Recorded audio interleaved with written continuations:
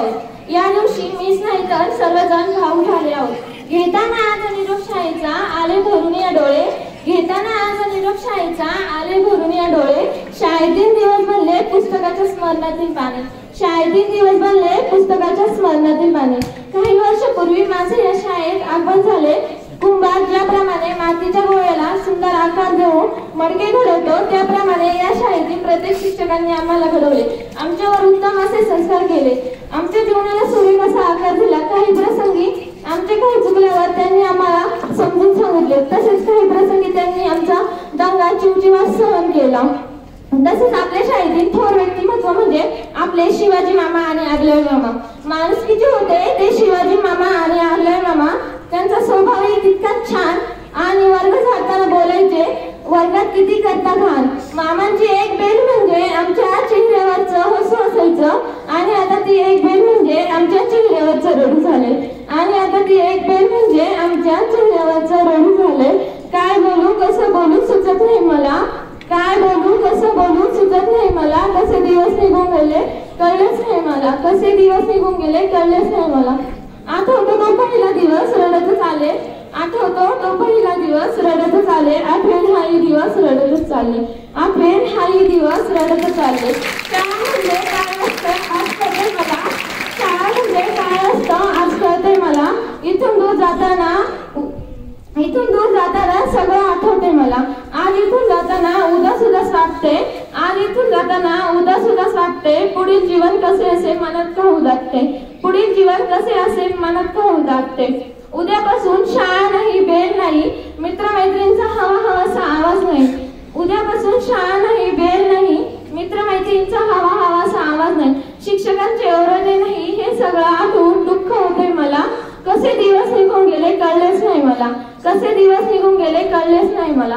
ते रडत हसत शिकणं, अडखळ दडखळ बोलणं हे सगळं आठवून दुःख होतंय मला।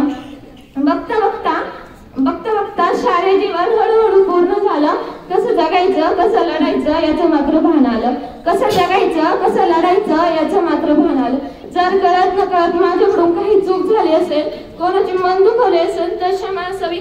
सर्व SSC बोर्ड परीक्षेसाठी सर्व विद्यार्थ्यांना व्यासपीठावरील मान्यवर प्रमुख पाहुणे आणि इथे जमलेल्या माझे विद्यार्थी मित्रांनो, आज इयत्ता 10वी आणि 12वीचा निरोप समारंभ। ही मित्रांनो ही शाळा आपली आई आहे। या शाळेने आपल्याला आजपर्यंत खूप दिलंय, एका महत्त्वाच्या टप्प्यावर ज्ञानाने परिपूर्ण केलंय। त्या शाळेचा आज आपल्याला निरोप घ्यायची वेळ आली। दुसऱ्यांचा निरोप समारंभ खाली बसून बघता बघता आपला निरोप समारंभ कधी आला हेच कळलं नाही। मित्रांनो निरोपाचा हा क्षण मनाला चटका लावून जाणार आहे। आता सारे काही फक्त आठवणीतच उरले। ये स्कूल तेरे चाहने वाले कम नहीं होंगे, ये स्कूल तेरे चाहने वाले कम नहीं होंगे, लेकिन इस महफिल में कल से हम नहीं होंगे, लेकिन कल से इस महफिल में हम नहीं होंगे। या शाळेबद्दल आणि या शाळेतील शिक्षकांबद्दल मी आमच्या भावना इयत्ता 10वी ब च्या विद्यार्थिनीच्या तर्फे व्यक्त करण्याचा छोटासा प्रयत्न करत आहे। या शाळेचे सुपुत्र आपण शाळा आपली माय असे, या शाळेचे सुपुत्र आपण शाळा आपली माय असे। या इथे घाम गाळून जीवन बनवू सुंदरसे, या इथे घाम गाळून जीवन बनवू सुंदरसे। जे नेहमी चांगल्या गोष्टींना पाठिंबा देतात, विद्यार्थ्यांच्या मताचा आदर करतात, नेहमी विद्यार्थ्यांना शिस्तीत राहावा असा त्यांचा आग्रह असतो, असे आपल्या विद्यालयाचे आधारस्तंभ आपल्या विद्यालयाचे माननीय प्राचार्य श्री हांडे सर, शांत व मनमिळावू स्वभावाचे आपल्या विद्यालयाचे माननीय पर्यवेक्षक श्री सोनवणे सर, जे सेवानिवृत्त होऊन सुद्धा विद्यार्थ्यांसाठी शाळेत येतात व त्यांना ज्ञान देतात, असे सेवानिवृत्त शिक्षक श्री SD पोखरकर सर, ज्यांचा स्वभाव नारळासारखा आहे, जे आतून मऊ व बाहेरून टणक आहेत, ज्यांनी आम्हाला शिस्तीचे व वेळेचे महत्त्व शिकवले, असे आमचे माननीय वर्ग शिक्षक श्री माननीय फरगडे सर, जे आम्हाला नेहमी म्हणतात if you don't study hard then you will be fail in final board examination, असे आमचे सायन्स विषयाचे शिक्षक श्री नाईकवाडी सर। प्रत्येक विद्यार्थी समान आहे व शांत व प्रेमळ वागणारे आमचे गणित विषयाचे शिक्षक श्री गुंजाळ सर आणि BH पोखरकर सर। तरफदार नेतृत्व, सर्व कामात उत्स्फूर्तपणे सहभाग घेणारे, आपल्या विषयाची आवड विद्यार्थ्यांना निर्माण होईल अशा पद्धतीने शिकवणारे आमचे लाडके माननीय श्री वाळके देशमुख सर, जे विद्यार्थ्यांच्या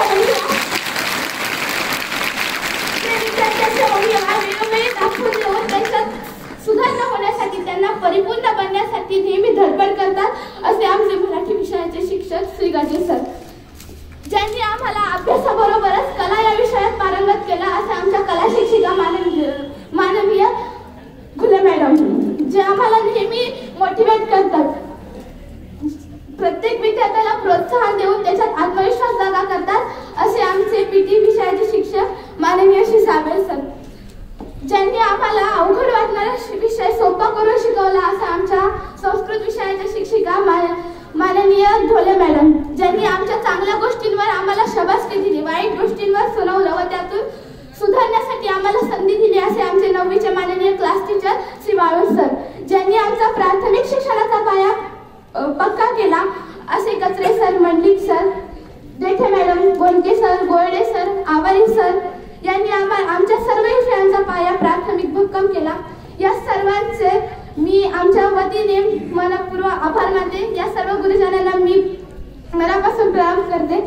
यांनी आणि माझ्या बालमित्रांनो, आपण आज इथे निरोप समारंभाच्या कार्यक्रमासाठी जमलेलो आहोत. आज कॉलेजचा आपला शेवटचा दिवस. कॉलेजची ही इमारत म्हणजे सरस्वतीचं पवित्र मंदिर होय. आपण इथे शिकलो, ज्ञान देण्यासाठी ज्ञानात दिवा सतत अखंड जळत असतो, त्याचप्रमाणे आयुष्याचा खरा आनंद देण्यासाठी फक्त शिक्षक कारणीभूत असतात. 12वीच्या सर्व विद्यार्थ्यांना HSC बोर्ड परीक्षेसाठी हार्दिक शुभेच्छा. नमस्कार. आज आपण सर्वजण निरोप समारंभासाठी एकत्र जमलो आहोत. या दिवशी फक्त मीच नाही तर आपण सर्वजण खूप भावुक झालो आहोत. घरट्यातून जाण्याची वेळ आली आहे. नकोशी तरी दिवारी तळमळ लागली आहे. येऊ नये पण घरट्यातून जाण्याची वेळ आली आहे. येऊ नये पण घरट्यातून जाण्याची वेळ आली आहे. वर्गातल्या गप्पा गोष्टींची मज्जाच वेगळी असायची. याची खेचायची त्याची खेचायची मज्जा यायची. ऑफ तासाला किती बडबड आम्ही केली. ऑफ तासाला किती बडबड आम्ही केली. वर्गातली क्षुल्लक गोष्ट दिल्लीला नेली. वर्गातली क्षुल्लक गोष्ट दिल्लीला नेली. अभ्यास केलेला नसला तर भेटायचा छडीचा प्रसाद. मैत्रिणींमध्ये उगाच कारण नसताना घालायचं वाद. मैत्रिणींमध्ये कारण नसताना उगाच घालायचं वाद. तरी आठवण आता सदैव आपली येथेच राहील. आयुष्याच्या वळणावर पुढे जाताना मागे डोळे भरून वाईल. आयुष्याच्या वळणावर पुढे जाताना मागे डोळे भरून वाईल.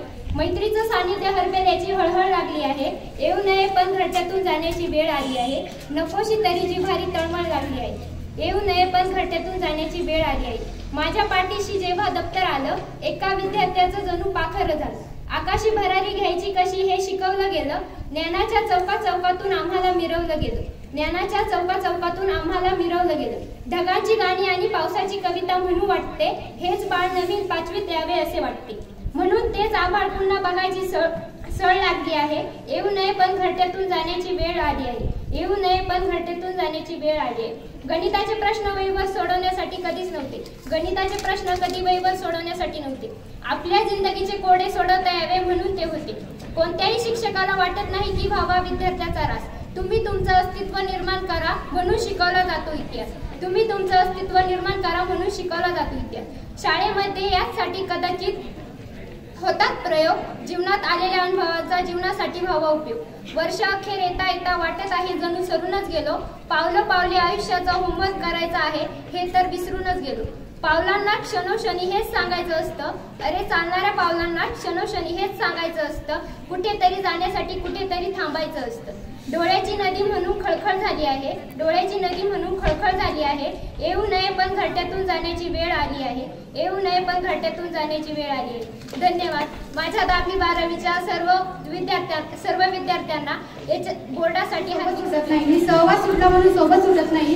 नुसता निरोप दिल्याने नाते तुटत नाही. नुसता निरोप दिल्याने नाते तुटत नाही. अध्यक्ष महोदय, वंदनीय गुरुजन वर्ग आणि येथे उपस्थित सर्व मैत्रिणींनो, सर्वांना माझा नमस्कार. आज आपण सर्वजण 10वी व 12वीच्या निरोप समारंभासाठी एकत्र जमलो आहोत. या दिवशी फक्त मीच नाही तर आपण सर्वजण खूप भावुक झालो आहोत. घेताना निरोपास शाळेचा आले भरून या डोळे. घेताना निरोपास शाळेचा आले भरून या डोळे. शाळेतील दिवस बनले स्मरणाच्या पुस्तकातील पाने. शाळेतील दिवस बनले स्मरणाच्या पुस्तकातील पाने. काही वर्षापूर्वी माझे या शाळेमध्ये आगमन झाले. कुंभारच्या प्रमाणे मातीच्या गोळ्याला आकार देऊन त्यापासून सुंदर मडके घडवले. त्याचप्रमाणे या शाळेतील शिक्षकांनी आमच्या जीवनाला सुंदर असा आकार दिला. काही प्रसंगी त्यांनी आमच्या असे चिवचिवाट सहन केला. आमचे काही चुकल्यावर त्यांनी आम्हाला समजावले. आमची ही शाळा ज्ञानाचे पवित्र मंदिर आहे. या मंदिरामध्ये आम्ही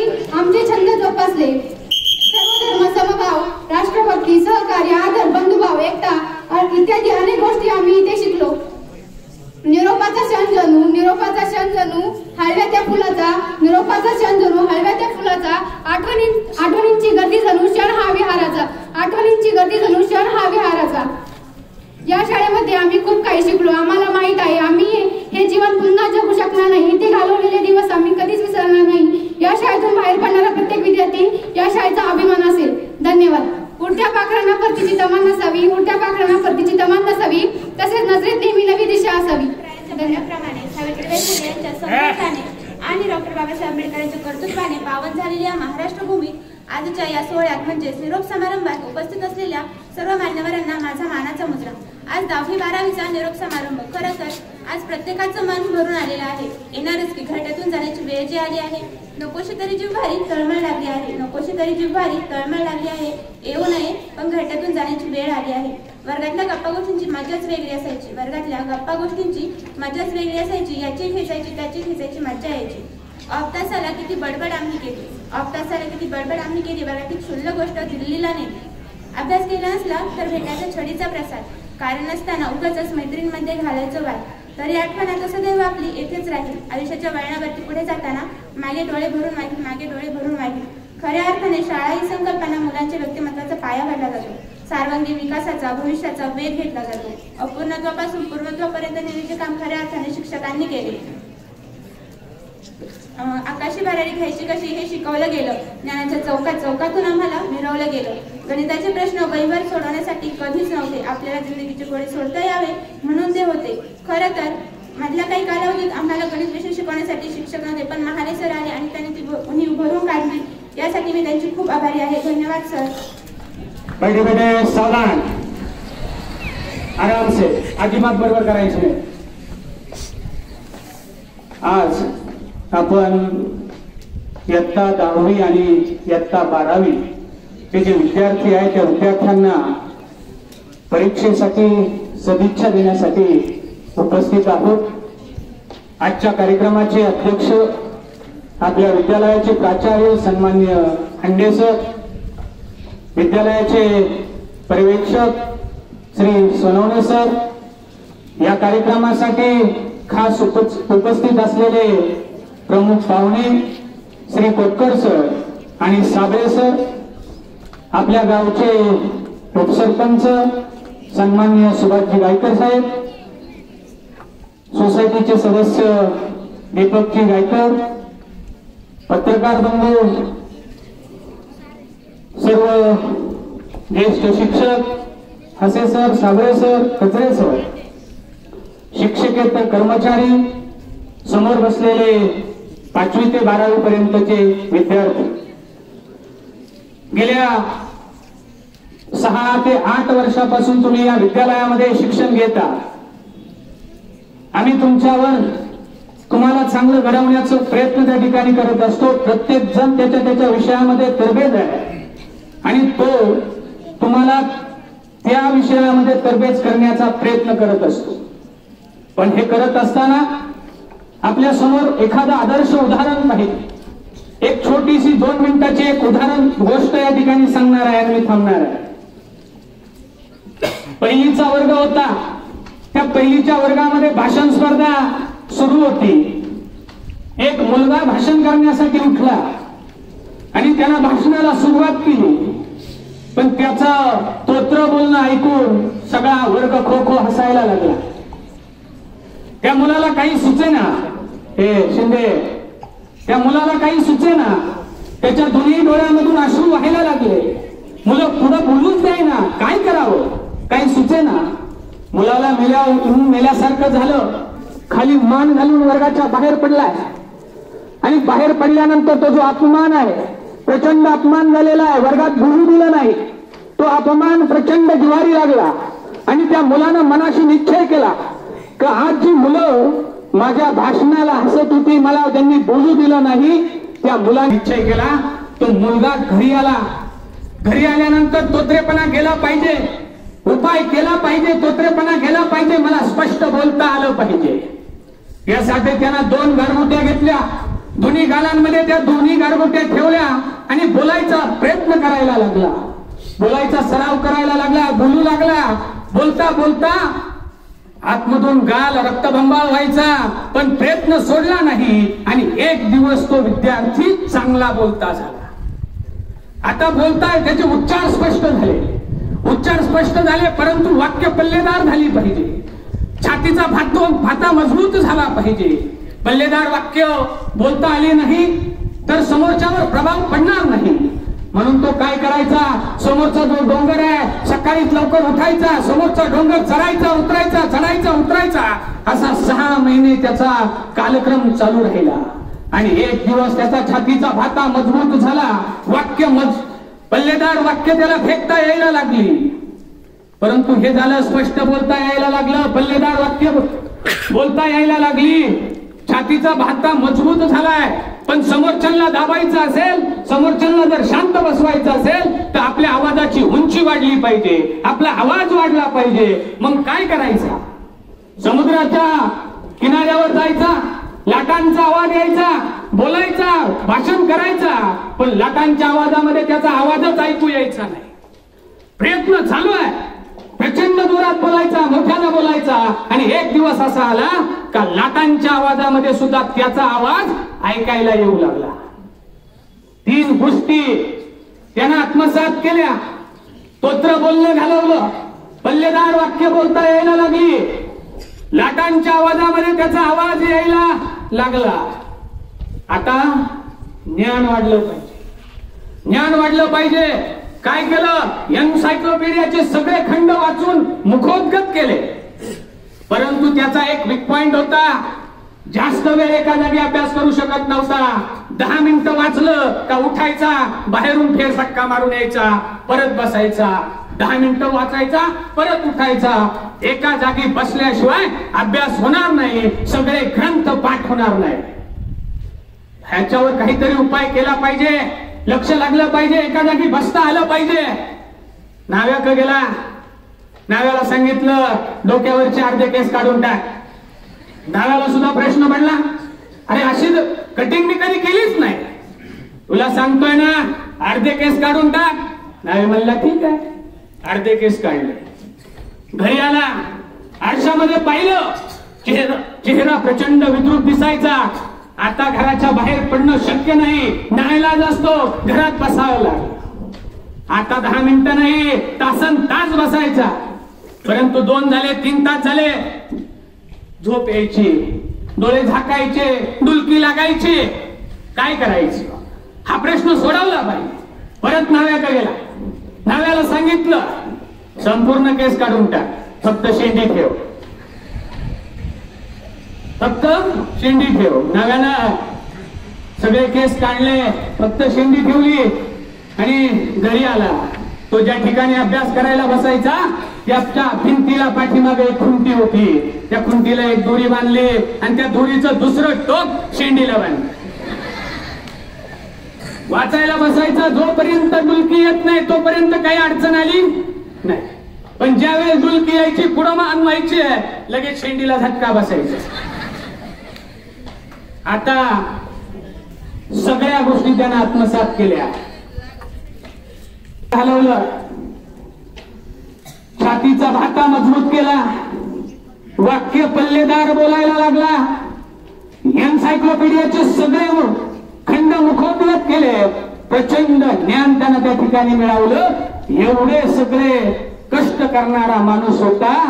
वक्तृत्व कलेतला पहिला बेतात बादशाह नव्हती, पण त्यानं ठरवलं होतं का मला स्पर्धा करायची आहे ना तर डोंगराशी करायची आहे, स्पर्धा करायची आहे ना तर वादळाशी करायची आहे, स्पर्धा करायची ना समुद्राशी करायची आहे. तर तुम्हालाही जीवनामध्ये जर यशस्वी व्हायचं असेल तर स्पर्धा करताना मोठ्या संकटाशी करायची आहे, तरच तुम्ही जीवनामध्ये यशस्वी व्हाल, तरच जीवनामध्ये यशस्वी व्हाल.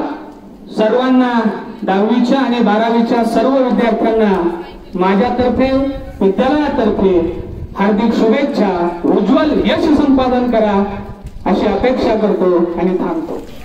आजच्या 10वी व 12वी या विद्यार्थ्यांच्या निरोप समारंभ तसंच सदिच्छा जे आपला सदिच्छा कार्यक्रम आहे त्या कार्यक्रमाच्या निमित्ताने आपल्या या कार्यक्रमाचे अध्यक्ष, आपल्या शाळेचे प्राचार्य हंडे सर, पर्यवेक्षक सोनवणे सर, त्याचप्रमाणे आपल्याला मार्गदर्शन करण्यासाठी प्रमुख पाहुणे म्हणून लाभलेले माजी सैनिक घोटकर सर, त्याचप्रमाणे माजी सैनिक साबळे सर, त्यांच्या समवेत आलेले हांडे सर, त्याचप्रमाणे वायर सर, आणि सर्वच आपल्या शाळेचे सर्वच शिक्षक, शिक्षकेतर कर्मचारी आणि ज्यांना आपण निरोप देणार आहोत ते 10वी व 12वीचे विद्यार्थी आणि आपण निरोप देणारे सर्व इयत्ता 5वी ते 9वी त्याचप्रमाणे 11वीच्या विद्यार्थी बंधू आणि भगिनींनो,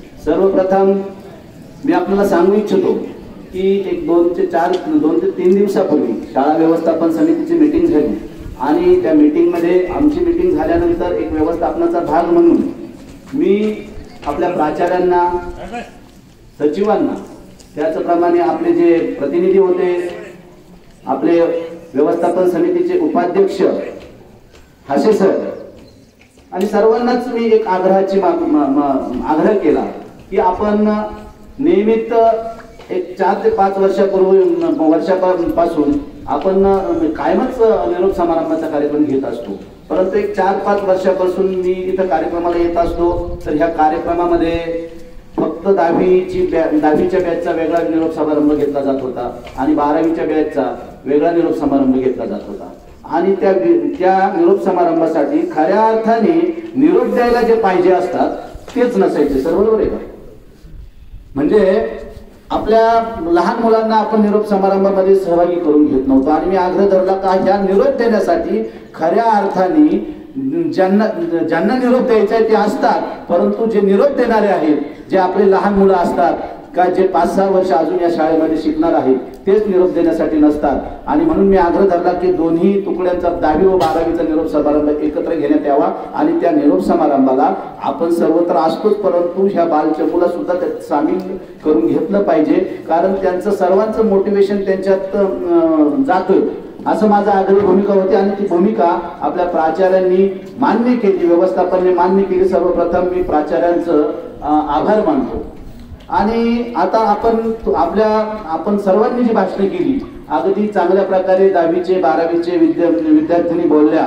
विद्यार्थ्यांच्या मुलांच्या बाबतीत आमची मुलं काही बाकी कर्तृत्व करायला पुढे असतात पण बोलायला थोडे कमी पडतात, म्हणजे मुलींपेक्षा आपण निश्चितपणे पाठीमागेच आहोत, काही सांगायला हरकत नाही. आणि मुलींनी एकदम चांगलं 2-3 मुली इतक्या सुंदर बोलल्या की सर मला सांगायला अभिमान वाटतो की आमच्या हासे सरांनी सांगितलं की ह्या भागामध्ये एक गुणवत्तेचं पीक आहे. आमच्या मुलांची परिस्थिती पाहिली, आमच्या मुलांचे ड्रेस पाहिले तर हलके असतील किंवा कपडे साधे असतील, त्यांच्या पायात चपला, मी विद्यार्थी पाहिले 2 आलेले, त्यांच्या विद्यार्थ्यांच्या पायात चपला देखील चांगल्या नसतात. परंतु सर मला सांगायला अभिमान वाटतो की आमच्या भागातले विद्यार्थी, आमचा हा संपूर्ण परिसर आहे की इथं पाण्याची कमतरता आहे, म्हणून इथं आमच्या विद्यार्थ्यांना आणि पालकांना माहीत आहे आपल्याकडे गुणवत्ता असल्याशिवाय चालणार नाही, कारण आपल्याला जगण्यासाठी दुसरं साधन नाही. म्हणून आमचे पालक त्याच पद्धतीने मुलांकडे लक्ष देतात आणि त्या पालकांच्या बरोबरच आपण आमचे जे शिक्षक आहेत त्या पालकांच्या वरती त्यांचे पालक बनून त्या विद्यार्थ्यांकडे लक्ष देतात. म्हणूनच आमच्याकडे या शाळेमध्ये आणि परिसरामध्ये गुणवत्ता आहे, याच्या गोष्टीचा मला अभिमान आहे. आणि विद्यार्थी मित्रांनो, तुम्हाला सांगतो की तुम्ही सर्वांनी सांगितलं उपमा एकदम छान दिलेला आहे. कोणी फणसाची उपमा दिली असेल शिक्षकांना, कुणी नारळाची उपमा दिली असेल. खरोखर तुम्ही कदाचित मलाही माहित नसतील एवढे शिक्षक आहे. मला या विद्यार्थ्याचा या शाळेचा माझी विद्यार्थी आहे, मला आता नवीन शिक्षक असल्यामुळे फार त्यांचा स्वभाव माहित नाही, परंतु तुम्ही सर्वांनी एकेका शिक्षकाचं नाव घेऊन प्रत्येकाचा स्वभाव सांगितला आणि मलाही त्यांचा स्वभाव कळला, कारण मला माझ्या शिक्षकांचा स्वभाव माहित होता, तुमचा कोणाचा माहित नव्हता. अगदी वाय.व्ही. देशमुख सर आहेत. मी वाय.व्ही. देशमुख सरांना कायम शाळेत आल्यावर पाहतो, ते विद्यार्थ्यांना ओरडत असतात, परंतु त्यांचा आरडण्याचा आणि ओरडण्याचा ओघ चांगला असतो, तुम्हाला शिस्त लागावी. परंतु तुमच्या मधूनच भाषणातून ऐकलं की तुमच्या सर्वात जास्त लाडके सर असतील तर ते वाय.व्ही. देशमुख सर आहेत, कारण ते उठल्यावर भाषणाला आले तर तुमच्या काळांचा गटरच मला जे आम्हाला आत्मसात झालं की सर किती ओरडतात, सर उठून एका विद्यार्थ्याला जाऊन 2 चापट मारून आले, परंतु तरीही तुम्ही त्या शिक्षकांचा राग करत नाही आणि हेच ह्या शाळेमध्ये मिळतं. आणि सर मी तुम्हाला सांगायला कोटकर सर मला सांगायला अभिमान वाटेल की ह्या शाळेमध्ये माजी विद्यार्थ्यांचे मेळावे होतात, परंतु ते इतक्या आदराने होतात. आमचे माजी विद्यार्थी त्या जुन्या शिक्षकांना बोलवतात आणि इतक्या आदराने त्यांचा आदरातिथ्य करतात आणि त्यांच्याविषयी ज्या गोष्टी सांगतात. वायवी देशमुख सर भाषण करत होते, भाषण केलं वायवी देशमुख सरांनी भाषण केलं, त्याचप्रमाणे आमचे हाशे सरांनी भाषण केलं. वायवी देशमुख सर तुम्ही भाषण करताना मला एका शिक्षकांची आमची आठवण झाली. आमच्या शिक्षकांची आठवण झाली म्हणजे तुमचा आवाज, तुमची बोलण्याची पद्धत, आमच्या अगदी तुम्ही हिस्ट्री शिकवता मला माहित आहे आणि आमचे आवड सर सुद्धा हिस्ट्री शिकवत होते. परंतु ज्या वेळेस त्यांचं भाषण चालू असायचं किंवा ते शिकवत असायचे एकाही विद्यार्थ्याचं लक्ष, तुमचं जसं भाषण चालू होतं मी पाहत होतो की एकाही विद्यार्थ्याचं लक्ष विचलित नाही. आणि असंच भाषण किंवा ज्यावेळेस मोटिवेशनल भाषण असेल किंवा ते वर्गात शिकवत असायचे एकाही विद्यार्थ्याचं लक्ष अगदी एखाद्याच्या चिमणी चिवचिव केली किंवा काहीतरी कागद जरी पडला तर त्याचा आवाज वर्गात येत होता. अशा पद्धतीचं त्यांचं ते स्पीच असायचं. त्याच पद्धतीने तुमचं लक्ष पाहिलं मी. कोणी तुम्ही बोलत असताना तुम्ही लगेच त्या विद्यार्थ्याला टोकता किंवा विचारता शांत बस. आमचे पाटील सर होते, आता तुम्हाला ज्ञात असतील पाटील सर बऱ्याच जणांना, कारण पाटील सर रिटायर होऊन 2-3 वर्ष झालेले आहेत. पाटील सर एक होते आणि एक दुसरे माझे शिक्षक होते वैद्य सर, का ते दिवंगत आहेत, आपल्याला ज्ञात असतील बऱ्याच जणांना मला वाटतं. त्यांची वर्गात शिकवण्याची पद्धत अशी होती की जर एखाद्या विद्यार्थ्याने चुळबुळ केली किंवा त्यांच्या लक्षात आलं की ह्या विद्यार्थ्याचं वर्गात लक्ष नाहीये तर त्या विद्यार्थ्याला मारत नव्हते, हाणत नव्हते, परंतु त्याच विद्यार्थ्याला उभं करून प्रश्न विचारत होते. आणि हे वास्तविकता आहे की ज्याचं लक्ष नसतं त्याला उठवल्यावर उत्तर येत नाही आणि उत्तर न आल्यामुळं सर त्याला मारत नव्हते, परंतु एखादी व्याख्या असेल, त्याला विचारलेला प्रश्न असेल, जोपर्यंत समजत नाही तोपर्यंत त्याला पुन्हा समजून सांगत होते आणि परत त्यालाच प्रश्न विचारत होते. आणि त्या प्रश्नाचं उत्तर किंवा ती विचारलेली व्याख्या जेव्हा येईल त्याच वेळेस त्याला ते खाली बसवत होते. म्हणजे त्यांच्या शिक्षणामध्ये किंवा त्यांच्या त्या याच्यामध्ये त्यांची ती विचारण्याची पद्धत किंवा वर्गात लक्ष देण्याची पद्धत अशी होती की एकाही विद्यार्थ्याची टाप नव्हती की त्यांच्या तासाला कुणाचं लक्ष विचारत होईल. अशा प्रकारचं शिक्षण असे काही शिक्षक होते आणि मला अभिमान आहे की ते शिक्षक गेल्यानंतर आपण देखील त्यांचाच वारसा घेऊन आपण सर्वांनी, मी एकाचं नाव घेत नाही बघा, भाषण दोघांनीच केलेले असतील कारण इथं वेळेचं बंधन आहे, परंतु आपण सर्वच शिक्षक, मी शाळेत वेळोवेळी येत असतो, मी व्यवस्थापनचा अध्यक्ष असू नसू किंवा काही असू, माझं या शाळेवर विशेष प्रेम आहे आणि माझं विशेष लक्ष असतं. कारण आपण 10वी ते 12वीचे विद्यार्थी आहेत. आपण आता आपले डोळे पाणवलेले स्थितीत मी पाहिलेले आहेत आता, कारण आपण आपली शाळा सोडून जाणार. आपण 6 ते 8 वर्ष या शाळेत शिकतो, म्हणून विशेष प्रेम आपलं विद्यार्थ्यांचं शाळेवर असतं आणि असंच प्रेम आपलं असलं पाहिजे. कारण तुम्हाला शिक्षणाबरोबर आपले सर्व शिक्षक असतील, आपल्या शिक्षणाबरोबर तुम्हाला त्यांनी पुस्तकातले धडे दिलेलेच आहे, परंतु त्यांनी 10 ते 15 मिनिटं त्यांची तासिका सोडून त्यांचा अभ्यासक्रम पूर्ण होत नाही, ते ज्यादा तासिका घेतात. कारण त्यांना वेळेचं मर्यादा असते, अभ्यासक्रम पूर्ण होत नाही, ज्यादा तासिका घेतात, परंतु सर्व तासांमध्ये 10 ते 15 मिनिटाचं लेक्चर सुद्धा एक विद्यार्थी कसा घडावा, एका विद्यार्थ्याचं आदर्श जीवन समाजापुढे जाताना आपल्या गावात, देशात, आपल्या राज्यात किंवा आपल्या तालुक्यात वागताना कसा असावा असं आदर्श व्यक्तिमत्व बनवण्याचा प्रयत्न आपले सर्व शिक्षक करत असतात. म्हणून त्या शिक्षकांना सुद्धा मी सर्व विद्यार्थ्यांच्या वतीने एक पालक म्हणून तुम्हाला सर्वांना धन्यवाद देतो आणि सर्व विद्यार्थ्यांना सांगू इच्छितो, तुम्हाला वायवी देशमुख सरांनी चांगली गोष्ट सांगितलेली, परंतु ती गोष्ट आत्मसात केली पाहिजे. कारण त्यांनी नाव सांगितलं, त्या विद्यार्थ्याचं नाव सांगितलं, त्याचे प्रयत्न पाहिले, त्याला बोलता येत नव्हतं, परंतु त्यांनी कोणत्या क्षेत्रात जाऊन कोणत्या आपल्याला जिथं कमीपणा आहे किंवा जिथं आपण कमी पडतोय त्या ठिकाणी कोणत्या प्रकारचे प्रयत्न केले पाहिजे ते त्यांनी त्या गोष्टीतून आपल्याला सांगितले आहेत. म्हणून आम्हाला आता अशा सरांनी सुद्धा सांगितलं, मला वास्तविकता स्वीकारायला हरकत नाही, परंतु मी म्हणतो वास्तविकता आम्ही पण स्वीकारू, पण तुम्हाला विद्यार्थ्यांना सांगतो वास्तविकता बदलण्याची ताकद सुद्धा तुमच्यात आहे. वेळ गेलेली नाही, अजून देखील अभ्यास करा, कोणतीच गोष्ट अशक्य नाही. आणि या ठिकाणी मी सांगतो सर, 75% तुम्ही म्हटले आमच्या विद्यार्थ्यांनी जर मनावर घेतलं तर माझं म्हणणं आहे, मनावर घेतलं तर नाही, तुम्ही सर्वजण मनावर घ्या आणि या शाळेचा निकाल पुन्हा एकदा आपली परंपरा तालुक्यात कायम राखून 100% आपला निकाल न्या. आणि निकाल लावून थांबू नका. या शाळेची आपण या शाळेतून जाणार आहोत. काही 10वीचे विद्यार्थी 11वी 12वीला इथे ऍडमिशन घेतील, परंतु जे घेणार नाहीत या शाळेप्रती आत्मीयता आहे, आपलं उत्तरदायित्व आहे की या आपल्या शाळेला काही भौतिक सुविधांचा अभाव असतो, काही गोष्टींचा अभाव असतो, आपल्या शाळेला आपण सर्वजण लक्ष द्या एवढं मी बोलतो. आणि तुम्हाला तुमच्या 10वीच्या व 12वीच्या ज्या परीक्षा आहेत त्यांना चांगला अभ्यास करा. माझ्या वतीने शुभेच्छा देतो. संपूर्ण परिसराच्या वतीने आपल्या सर्व पालकांच्या वतीने मी शुभेच्छा देतो. थांबतो. जय हिंद, जय महाराष्ट्र. एवढ्या वेळ बसणं आणि इच्छा नसतानाही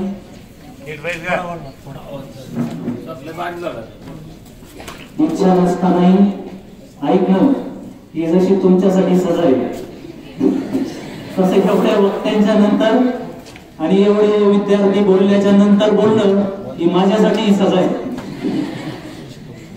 कारण एवढं सर्व सगळ्यांनी सांगितल्यानंतर बोलायचं काय हा प्रश्न उभा राहतो. खर तर या ठिकाणी आज 10वी आणि 12वीच्या विद्यार्थ्यांना जो योग समारंभाचा कार्यक्रम या ठिकाणी घेतला जातो, वेळ खूप झालाय त्याच्यामुळे मी आता नामोल्लेख करणार नाही, कारण वक्त्यांना सुद्धा वेळेचं भान राखलं पाहिजे. एकदा आम्ही आर्मीच्या संस्थेत राहिलेली माणसं आहोत, त्याच्यामुळं ह्या कोपऱ्यापासून तर त्या कोपऱ्यापर्यंत आणि शेवटचा जो तो गंध लावलेला विद्यार्थी बसलाय तिकडल्या लाईनीतला सगळ्यांपर्यंत माझी नजर आहे. आणि मगाशी साहेबांनी सांगितलं की त्यांचे एक सर असे होते की ज्या विद्यार्थ्याचं लक्ष नसायचं त्यालाच प्रश्न विचारायचे. तसं आम्ही ज्यावेळेस शाळेवर व्याख्यानाला जातो ज्याचं लक्ष नसतं त्यालाच विचारतो. त्याच्यामुळे थोडं सावध राहा. एकदा काय करायचंय माहिती का, मला माहिती सर्वांना कटाळा आलाय, जसं मलाही आलाय. एकदा काय करायचं, सगळ्यांनी हात वर करावं आणि ना एकदा थोडीशी आपली जागा आहे ना, जरा कोणाला खडा होत असेल, कोणाला काय होत असेल, थोडीशी चालून जरा व्यवस्थित बसा. वाटलंच तर अंतर घ्या, रिफ्रेश व्हा, रिफ्रेश. कोणी का जाहिरात खंडामधला बोला, बरोबर आहे की नाही? तसं एकदा थंड व्हायचंय सर्वांनी. वरून आता ऊन पण आले. हा, आता लक्ष द्यायचंय. खरं तर आता माझं बोलण्याचे विषय वेगळे असतात, पण एवढे विद्यार्थी बोलल्याच्या नंतर मलाही माझ्या शाळेचे दिवस आठवले. आणि मी एक थोडक्यात कवी सुद्धा आहे, तर ते एवढी मला आठवणी नाही. ते कविता एक शाळेवरती कविता लिहिलेली मी. आणि मगाशी विद्यार्थिनींनी जशी भाषणं केली त्यांच्या शालेय जीवनाच्या आठवणी सांगितल्या, तसं मलाही माझ्या शालेय जीवनाच्या आठवणी जाग्या जेव्हा झाल्या त्याच्यावर मी एक कविता लिहिली. आणि ती कविता तुम्हाला नक्कीच आनंद देईल. जेवढं आठवत आहे मला तेवढं तुम्हाला मी या कवितेचे सुरुवातीचे काही ओळी सांगतो. त्या कवितेचं नाव आहे आजही आठवतात ते दिवस. आजही आठवतात ते दिवस रडत रडत हसण्याचे, आजही आठवतात ते दिवस रडत रडत हसण्याचे, शाळेच्या नावाखाली गोरो पाडत बसण्याचे. आणि मग अशी जी आपली शाळा असते त्या शाळेमध्ये शिकवणारे शिक्षक, गणिताच्या तासाची वाटायची खूप भीती. गणित म्हणलं की सगळ्यांच्या पोटात गोळा येतो की नाही? येतो ना. शेवटची ती मुलगी इकडे पाहते, हा आता माझ्याकडे पावडायची, येतो का नाही गोळा? गणिताच्या तासाची वाटायची खूप भीती, शून्याची आणि शून्याची वजाबाकी किती, पोटात दुःख सांगून दांडी मारून बसण्याचे, आजही आठवतात ते दिवस रडत रडत हसण्याचे, शाळेच्या नावाखाली गोरो पाडत बसण्याचे. आणि त्याच्यानंतर गणितानंतर कोणता विषय असतो सगळ्यात अवघड, ज्याला आपण अवघड म्हणतो? सांगा. सायन्स. तुमच्यासाठी सायन्स हा, माझ्यासाठी इंग्लिश होता. आणि आम्हाला शिकवायला इंग्लिशला एक मॅडम होते. इंग्लिशच्या मॅडम होते अजूनही मिस. इंग्लिशच्या मॅडम होते अजूनही मिस. नेहमीच रडगाणं त्यांचं व्हॉट इज दिस. त्यांना पाहिलं की मला इतिहासात ते सायमन कमिशनच आठवायचे. आजही आठवतात ते दिवस, रडत रडत हसण्याचे, शाळेच्या नावाखाली बरं पाडत बसण्याचे. खरंच ते दिवसच वेगळे होते. म्हणजे ती वायरची पिशवी, चपला तर नसायच्याच. आता तर तरी ती चपला वगैरे आहे. आमच्या वेळेस चपला नसायच्या. तर मधल्या बांधाला येताना गायपाता, म्हणजे माझ्या गावचे सांगतो तुम्हाला, तो गायपाताचा बांध लागला की तिथं बोरीचे झाडं होते. शाळा भरायची आणि बोरं पाडत बसायचो. असे ते खूप दिवस, म्हणजे ते दिवसच आनंदी असतात. आणि त्यानंतरचा जो तास असायचा तो भूगोलाचा. भूगोलाच्या सरांसाठी वेळ खूप अनमोल.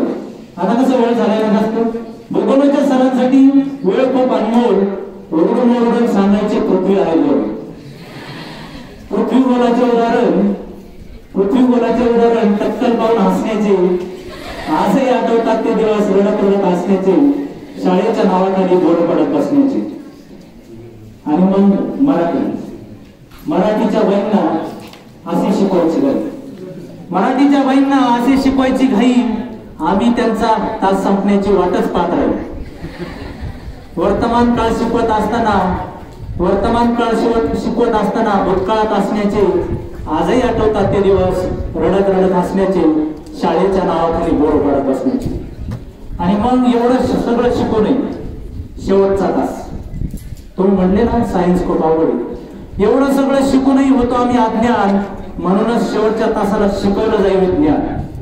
एवढं सगळं शिकूनही होतो आम्ही अज्ञान, म्हणून शेवटच्या तासाला शिकवलं जाईल विज्ञान. पौष्टिक आहाराचे महत्व सांगताना पोटात कावळे कोकायचे. आजही आठवतात ते दिवस, रडत रडत हसण्याचे, शाळेच्या नावाखाली बोर पाडत बसण्याचे, शाळेच्या नावाखाली बोर पाडत बसण्याचे.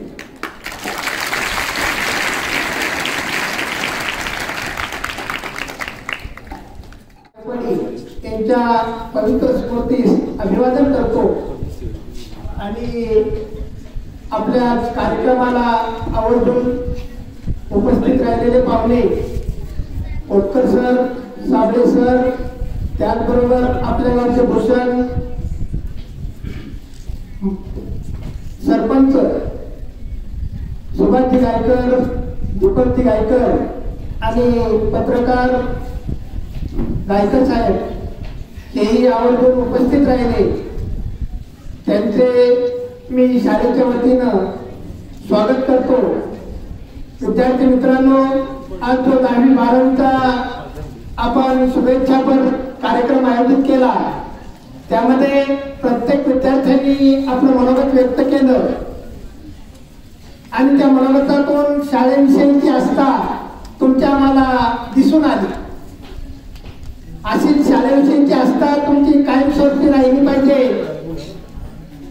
परंतु माझी अपेक्षा अशी आहे की आपल्या शाळेचा 10वी आणि 12वीचा विज्ञान शाखा असेल, कला शाखा असेल, 100% रिझल्ट कसा लागेल याकडं आपला कल असला पाहिजे.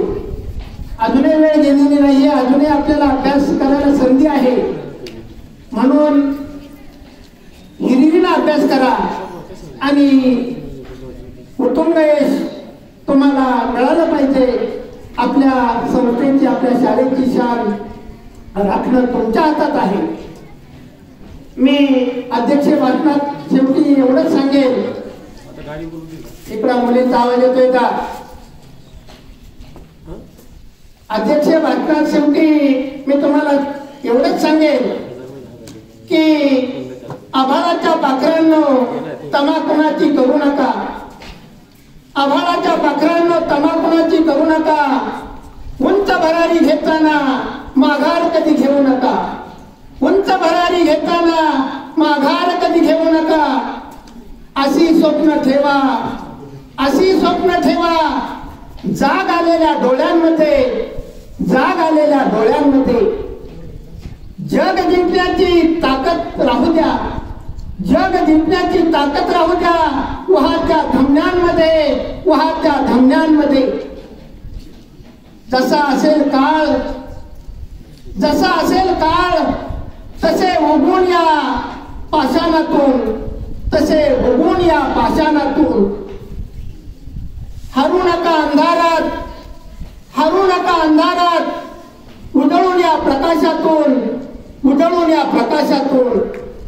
अशी धरा जिद्द, अशी धरा जिद्द, आणि मनात सूर्य ठेवा, आणि मनात सूर्य ठेवा. कितीही झाले पर्वता इतके, कितीही झाले पर्वता इतके, तरी आमची आठवण ठेवा, तरी आमची आठवण ठेवा. सह्याद्रीची आठवण ठेवा, सह्याद्रीची आठवण ठेवा. थोडक्यात वेळ बराच झालेला आहे, म्हणून मी माझं मनोगत इथं थांबवतो. जय हिंद, जय महाराष्ट्र.